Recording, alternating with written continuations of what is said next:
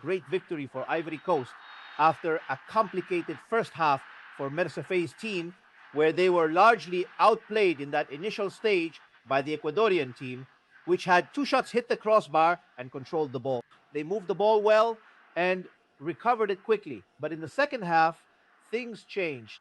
The roles changed because it was Ivory Coast who dominated Ecuador, who was put under pressure.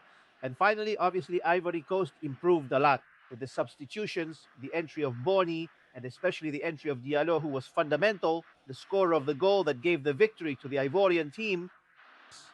The central midfielders improved, much quicker recovery, better occupation of the spaces on the wings, more grit. Then on the flanks against an Ecuador that struggled a lot in the second half.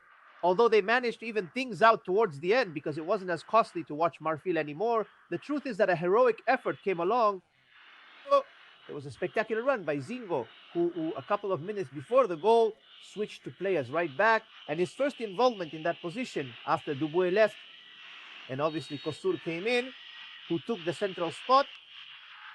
Zingo went to play as right back, and at the 88th minute, he pulled off a spectacular play. A fantastic run down the right side, an assist, a pass back for Diallo, who finished very well against the right post.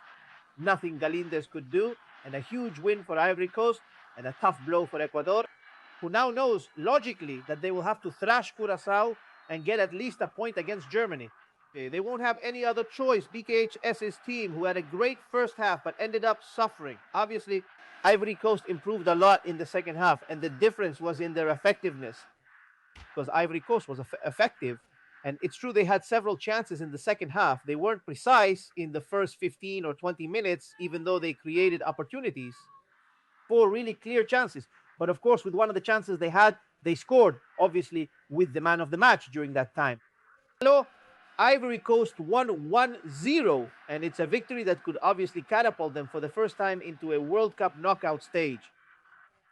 A tough blow, obviously, for Ecuador. Let me tell you, Santi.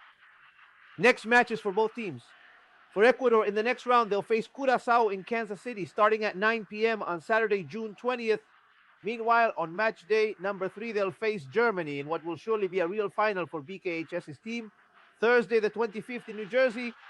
Meanwhile, Ivory Coast will face Germany next Saturday, starting at 5 p.m. in Toronto, Canada. Meanwhile, they'll face Curacao on the last match day in Philadelphia, in this same stadium, starting at 5 p.m., obviously at the same time as the Germany versus Ecuador match.